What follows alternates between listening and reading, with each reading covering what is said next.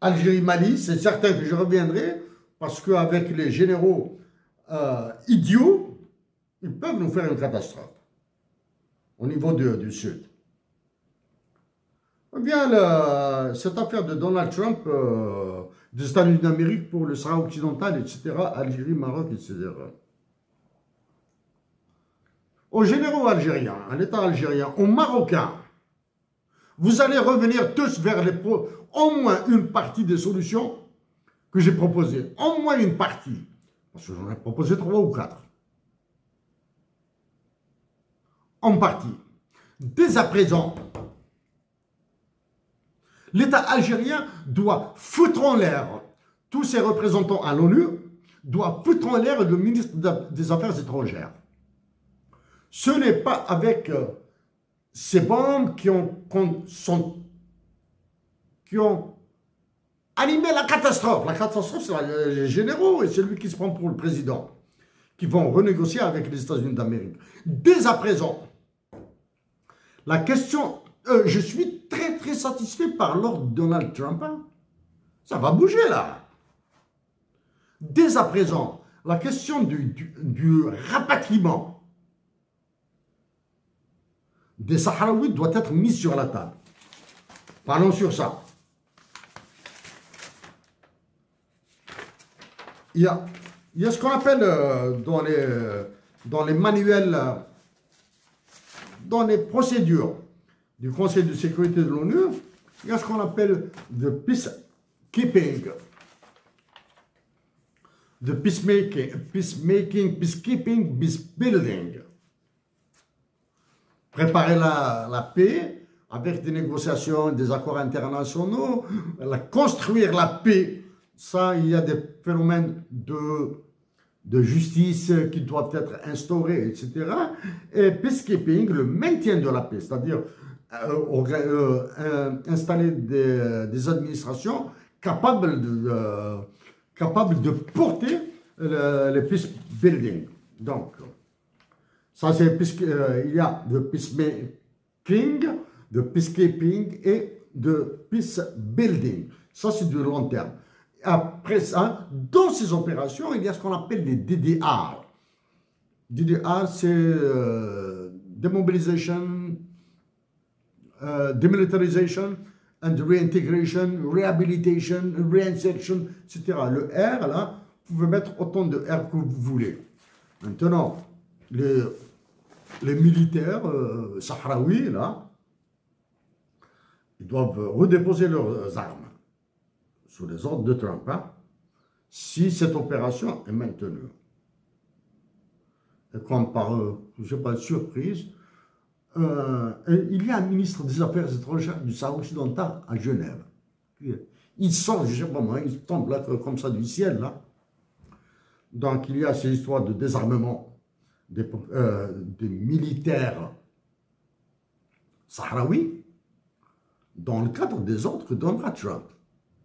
L'Algérie doit demander à l'ONU de financer le rapatriement des Sahraouis chez eux, ou en Maroc, ou en Mauritanie, ou en Espagne.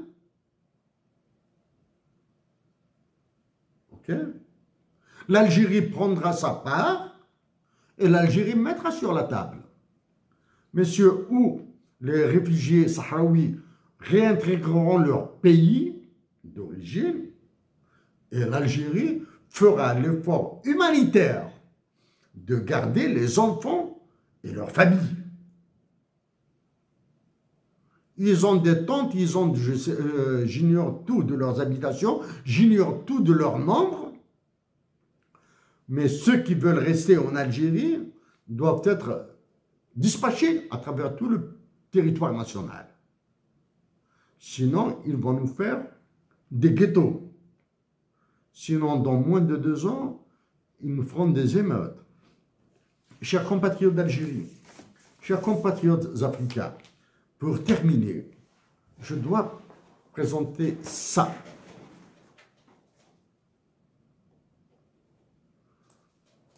Voici l'Afrique, j'utilise Google Maps. Hein.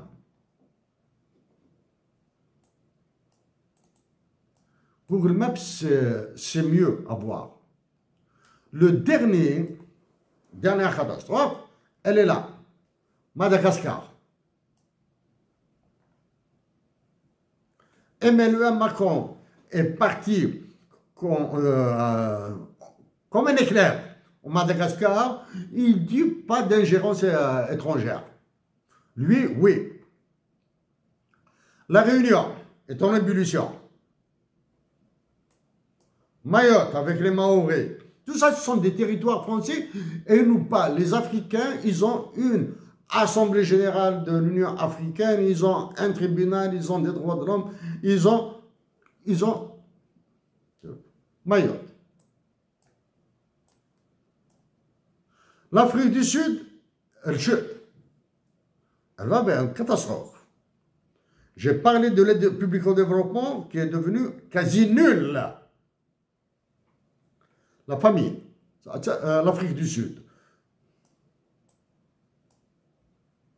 Le Zimbabwe, c'est un pays en voie de disparition.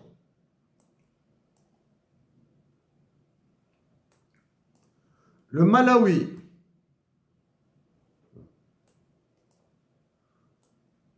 la République démocratique.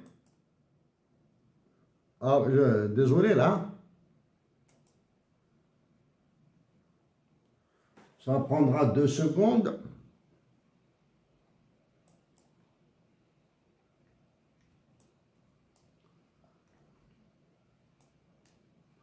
La République démocratique du Congo. Guerre interminable. C'est ce qu'on appelle la 3e guerre mondiale. En théorie, elle a les attributs d'une 3e guerre mondiale. Toutes les puissances du monde se battent au Congo. Hein. La France, les États-Unis, l'Angleterre, la Chine, la Russie, tout le monde est là. Il ne faut pas confondre avec la République du Congo. Voici le Cameroun. Paul Biya, réélu, etc. Il est juste à côté de N'Djamena, du Tchad. Voici le Tchad. Pas moi. Le Tchad. Bon, c'est une passoire. Le Niger. Niamey. Avec l'Algérie. Le Tchad n'est pas loin de l'Algérie, là. Hein. Le Mali, au général Premier ministre, général président, votre pays sera partagé ici, là.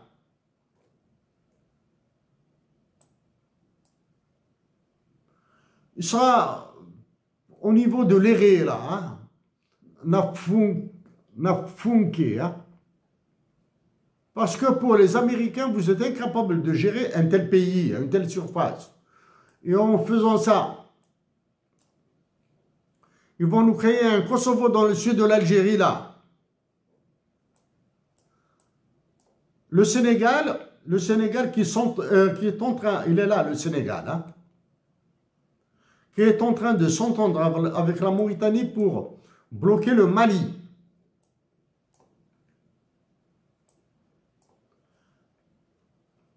Et le Sahara occidental est là. Maintenant, et nous avons Tindouf qui est quelque part ici, là. Hein.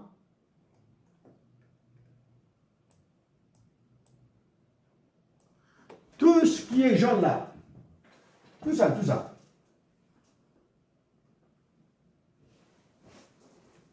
c'est un désert. Pour garantir la sécurité et la protection de ce désert, en parlant du désert algérien, c'est en 2015 que j'avais suggéré la construction d'une capitale à ce niveau-là, au niveau du Tanzoloft. Quelque part ici, comme l'a fait l'Égypte. L'Égypte l'a fait. Capitale inhabitée, c'est pas grave. Comme ça, nous serons plus proches de nos frères du Sud. Le cas du Niger, Général Chiani, si vous êtes capable de faire face à ce qui vient de la Libye, là, qui passe par le Tchad, ce qui vient du Nigeria, pour garder, si vous faites confiance, là, vous faites une grosse erreur. On passe La Libye, l'une démarcation à peu près ici, la Tripolitaine et la Cyrénaïque. L'Égypte, vous avez un fleuve, le fleuve Nil, qui est un gros problème. Le Soudan, il est là, et ça. Vous avez le nouveau Soudan, le Soudan du Sud. Et vous avez cette corne, la corne de l'Afrique. Et quelque part ici, il y a le Somaliland. Hein?